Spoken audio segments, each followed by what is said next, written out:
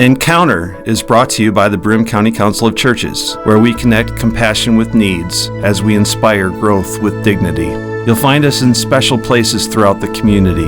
For those who remain hungry, we provide meals. For those who are challenged, we build wheelchair ramps. We comfort those who are ill, minister to those who are confined, and we remain an advocate for change and understanding on behalf of every element of our community. Connect and inspire. Encounter the Broome County Council of Churches. Good morning and welcome to Encounter. I'm your host today, Joe Sellepack, the Executive Director at the Broome County Council of Churches. Food recovery.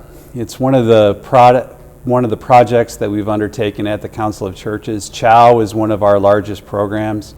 It distributes annually about 2.4 million pounds of food.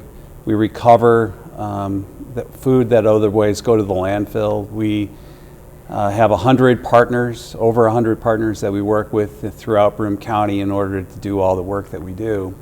So CHOW is one of our largest programs, and it's also one of our more passionate programs. There's a lot of people who understand hunger, and they understand it because who hasn't been hungry? I've been hungry many times in my life.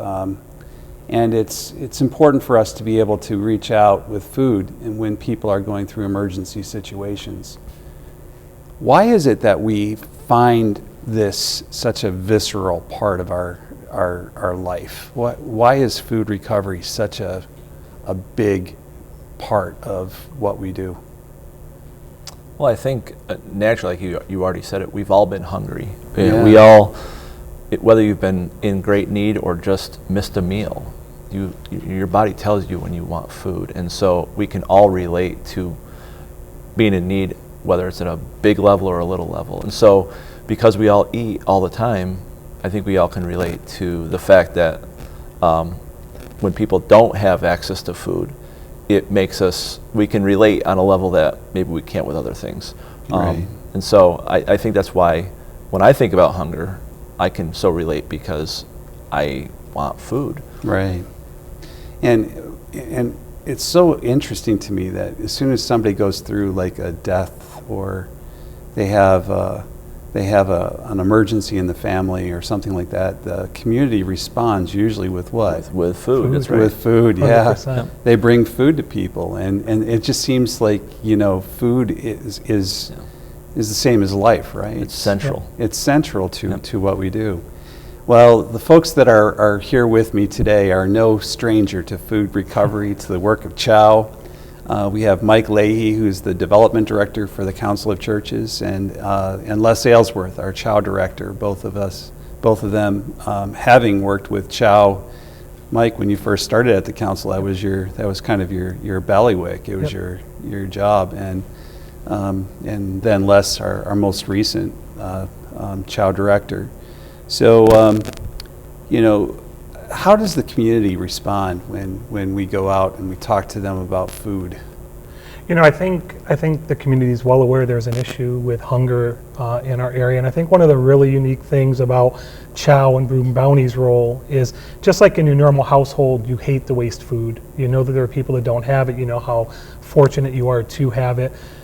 Broome Bounty does an amazing job of going around the community, collecting food, and making sure that it arrives to neighbors' homes in a time where they're able to use it to feed their families. And it's really just an amazing blessing. It's normally high quality food.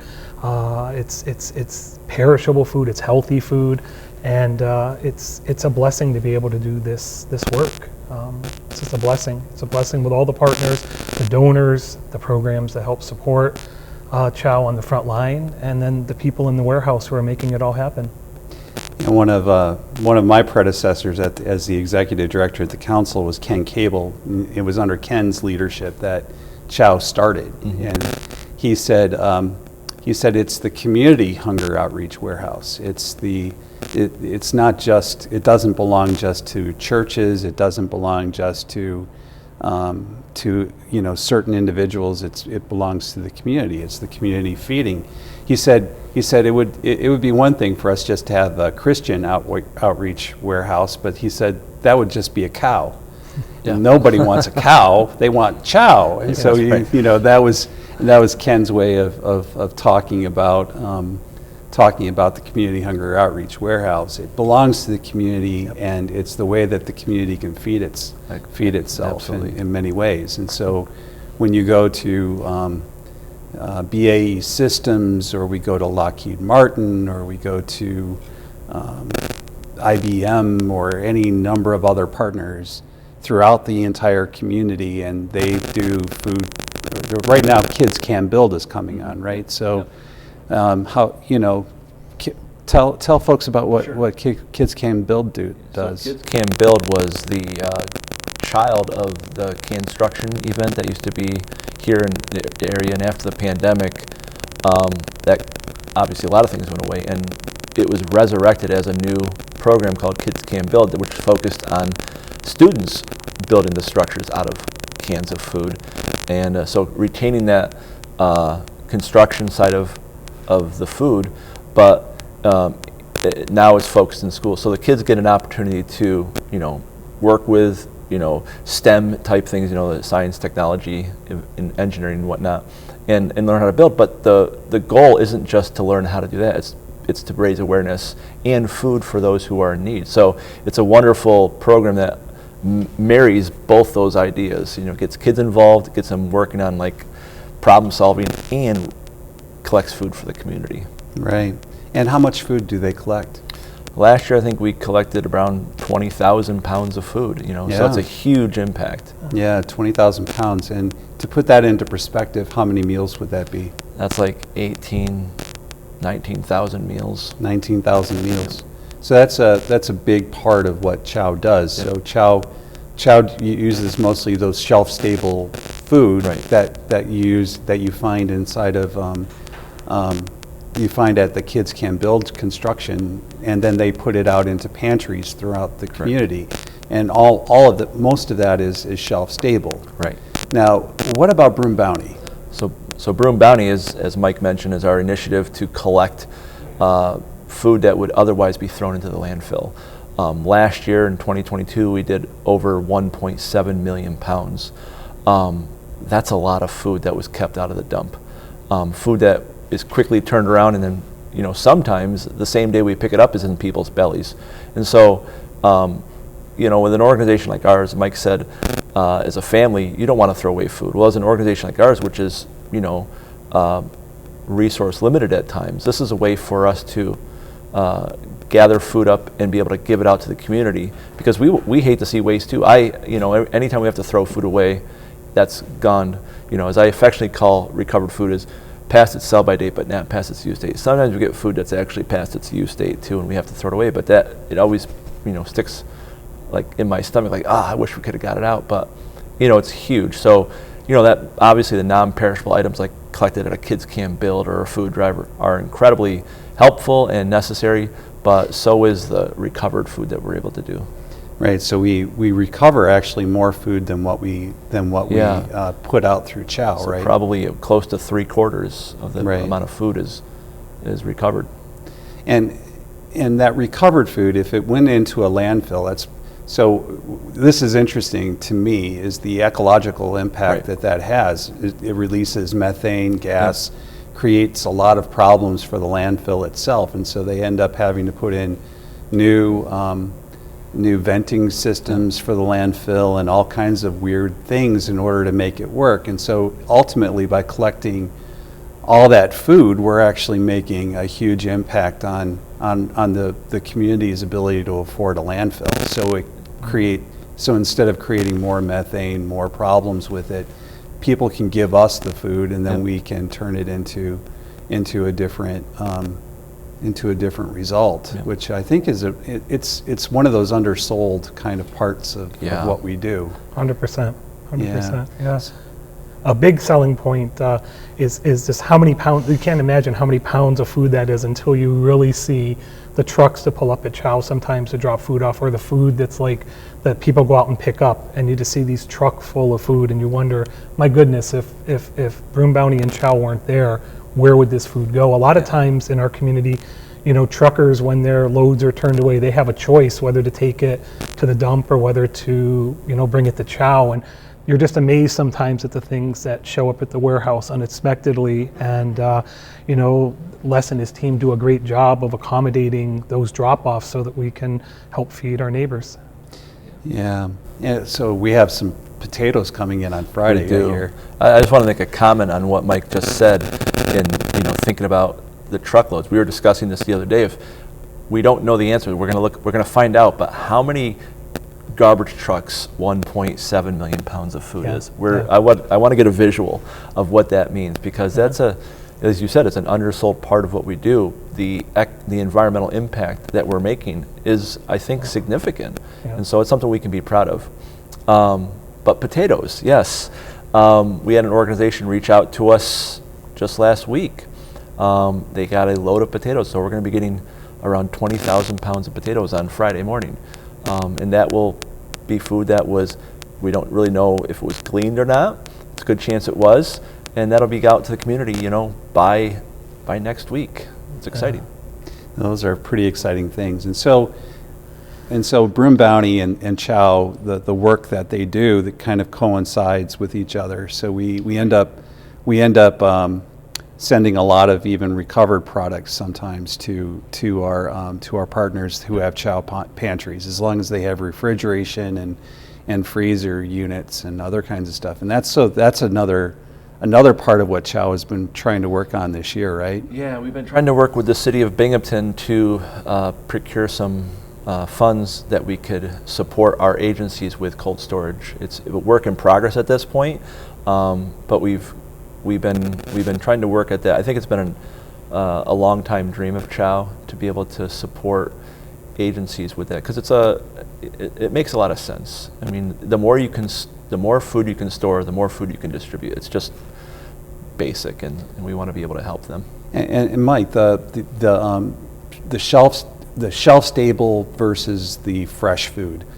You want to fill people in on why it is important for us to have that fresh food? Fresh food is it's tends to be the more nutritious food, and honestly, you would be amazed at the things that our partners donate to CHOW and that goes out into the community. It's a lot of fruits, a lot of vegetables, it's proteins, milk, dairy, it's meats, different items that a lot of people in the community are having a hard time obtaining right now. We have inflation on food and just about everything right now, so it makes people who are struggling with food insecurity, it puts them even a little further back.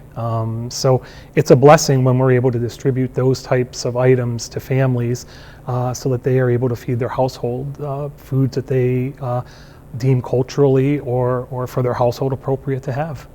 And my guests today are Mike Leahey, the Development Director for the Council of Churches, and Les Aylesworth, our CHOW Director. Now let's shift our talking a little bit into the future. So we're thinking about where CHOW is kind of going, especially as we approach this issue of using recovered food, because recovered food is like the nuts and bolts of really what we do. Like you said, 3/4 of the food that we get through CHOW is recovered from and given out in that kind of a way. So that's a lot of pounds. Mm-hmm. That's just a ton of more tons and tons of food. So when you were talking, Les, you alluded to the fact that we get food that's near its use by date or near its good by date. It's like not even just it's used by date. Right. So how much, like what impact could it make if we could somehow capture that? Yeah. Backing up a little bit, the pandemic changed everything. It did. And, Mike alluded to it earlier, we're living in a time of probably historic inflation. And so we have to get creative to continue meeting the needs of our community. I believe that the Council of Churches was given a mandate to support and serve the community. And one of the ways we do it is through food, as we're talking about today. And a big part of the program has been that recovered food, because we need to help people who are in need and even more need today. As we've sort of had to adapt and evolve through the pandemic and get creative in how we do things, one of the ways we've recognized that we may need to move into is the ability to capture this food that is just nearing its use by date. And one way to do that is to prepare it. So whether it's prepared into a meal, like a lot of our agencies do, but sometimes, like I mentioned, we can't quite get it there in time even then, or put it into a usable form that could be frozen or stored in a for longevity. And so we're thinking about how to move into that direction. Now, why are we thinking about that, Mike? Well, I think that it's, number one, it's a shame to waste any food. And there is a portion of the food that comes to Broome Bounty that is really at its final use by date. And to be able to turn that food either into a food that can be used or food that can be made into a prepared meal, it would offer opportunities that don't currently exist. It would feed families healthy foods that exist. It would allow for almost zero waste. We would be able to turn food around that, if you get something on a Friday and it has a day or two left, it's hard to move that food on a Friday. So if we had the ability to kind of transform that food either into a holding pattern to be put into something at one of our meal sites, or to actually create the possibility of creating a prepared meal or prepared meals, that food is still usable. And I think that would be the goal. I think when we put something out and we're not able to, when we put something into either the pig farm or into the trash because we're not able to use it, I think everybody in the building kind of feels like, wow, I wish there was something there that we could have done with that. Like, nobody takes it lightly. No. So it just offers opportunities, the ability to either prepare it or make meals. It offers opportunities that don't exist. So how did we, are there programs out there that we're aware of that kind of do the same thing that we're talking about? Yeah, so Mike and I had the opportunity to travel up to Toronto, Canada a couple weeks back and spend a 4-day whirlwind visiting a lot of emergency food programs up there. And it was quite an eye-opening experience for me. And we got to visit local pantries, smaller programs of us in their and programs that are the biggest in Canada, gigantic programs, and even got the opportunity to sit down with their CEO and everything. And in every place that we visited, prepared food program existed because they saw the need to be able to capture food that would go bad and be able to turn it into meals that could be used, because not everyone can handle certain foods. Number one, Mike alluded to earlier, fresh foods are expensive for people to buy, and so the recovered food that we're able to distribute is a huge help for them anyways. But beyond that, the prepared foods are helpful because people can't necessarily handle a huge amount of an object or an item, and if we could literally in this case boil it down to a smaller item, a soup or something, they could then access it a little bit easier. And it's not just about making it just easy for people, it's about meeting their needs, and this is 100%. One way we think we can do it. Yeah, so for our viewers and listeners, one of the things that I was shocked about when I came to Broome Bounty, especially when I started seeing some of the recovered food that comes in.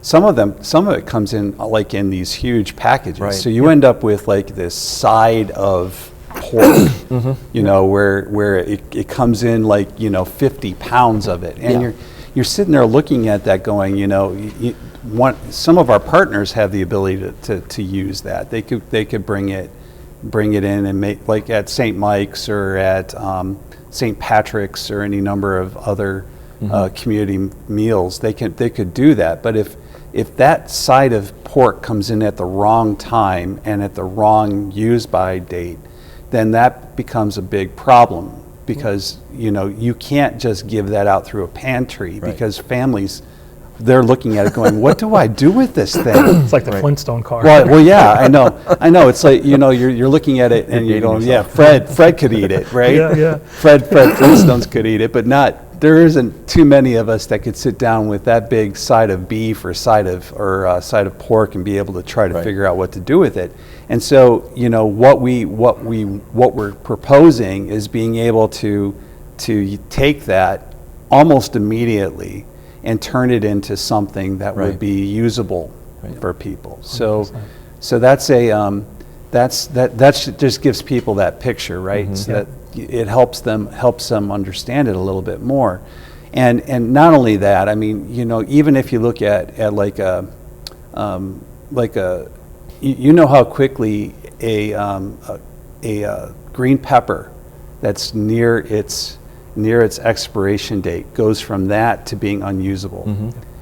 And most of us can relate to that because we think, well, I've got a green pepper inside the refrigerator, and you end up going to the refrigerator, pulling out the crisper drawer, looking inside of it, and you find out that it's rotten. It's not going to be any good. Right. So then you realize just how quickly that can happen, right? So so these programs, Mike, that you visited in Toronto, how do they? What do they do with that green pepper that's very or whatever? How do they manage that? So really, honestly, just building kind of upon what Les said, at every level they're doing this programmatically.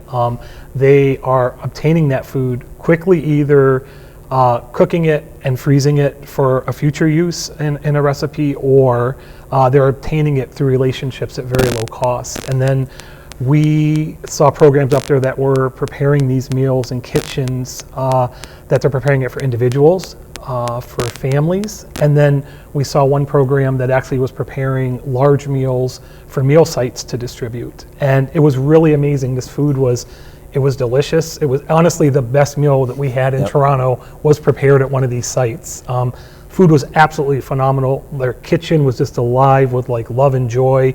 And this, when you walked into that building, the smell, like people really cared about what they were putting out. It's like when you have family come or people that are special to you, the same way you do that at your house. You really want them to come and enjoy the meal they're having.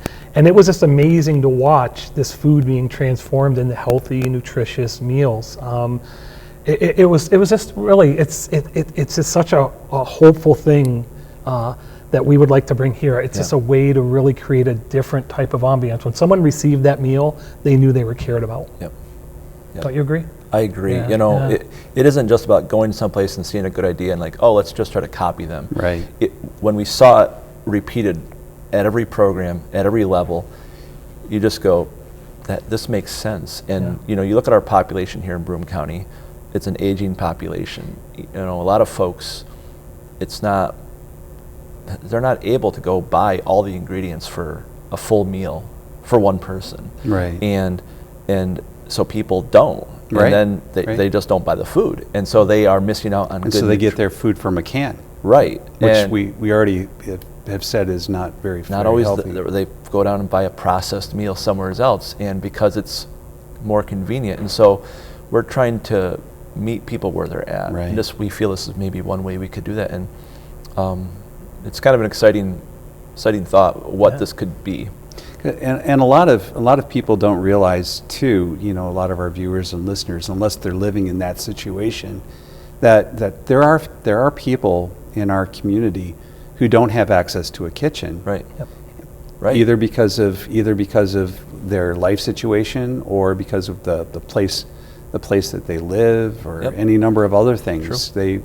They may not be able to cut up food because of a disease or something or some not just disease, life disability or something. disability, exactly. And so we're trying to figure out how to even help people in that situation in life, and if they could just pop it into a microwave and afterwards have a meal that comes out of it, that's not a bad thing. And then on top of that, you've been able to rescue food that would otherwise go to a landfill. So we've kind of completed that circle. Exactly. Yep. Now, how much food would we be sent kind of goes to waste in that kind of a way every year? I looked at that yesterday a little bit, and you're talking probably tens of thousands of pounds that food that was past its use date and ends up in the dump. We do our best to ensure that doesn't, and it's like we both said, it stinks. But this would help ameliorate against that and alleviate that, and hopefully as Mike said earlier, get us down to zero waste. I mean, that would be a phenomenal thing. Yeah, it would be great. I mean, just think about just being able to throw it into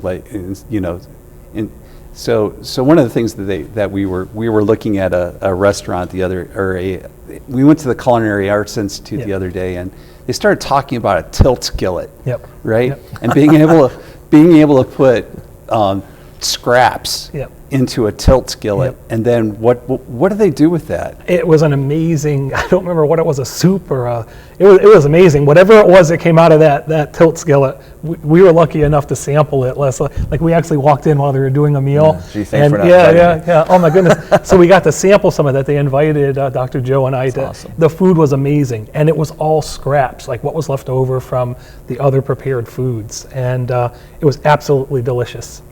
Yeah. And that's the kind of thing that we're hoping to work CHOW into in the next few years, into the next as we're looking toward the future of what CHOW could be. So we talked a lot about what we want to do, but where do we want to go in the future? Those are interesting questions to be asking right now. It is. We have a lot of pieces to this puzzle. And now we're trying to work at putting them together. We have a full salvage license from the state, which allows us to process and prepare salvage food. We've had that for years. That's what allowed us to do Broom Bounty, how we can transport it and whatnot, but also do it on site. We just don't have the facilities necessary. But so we have these pieces. We have the food, we have the license, we have the idea, and now we just kind of have to bring it all together. And that's what Mike and I are working on right now. Yes, we are. Yeah, we're trying to figure out how we're going to be able to do that in the next few years and make it work out in the correct way. But and as we all know, these things require money, they require time, they require thought, the right people, the right partnerships involved in it. It's a hard thing to kind of orchestrate, right? Just like when we started the store, that beginning learning process. Right. That's kind of where we're at now. Is how possibly can we do this? Like you have the most valuable resource. It's the food. You have that, and CHOW and Broom Bounty is picking that up and getting it. It's how do we transform that gift into something that can really benefit our community. Amen.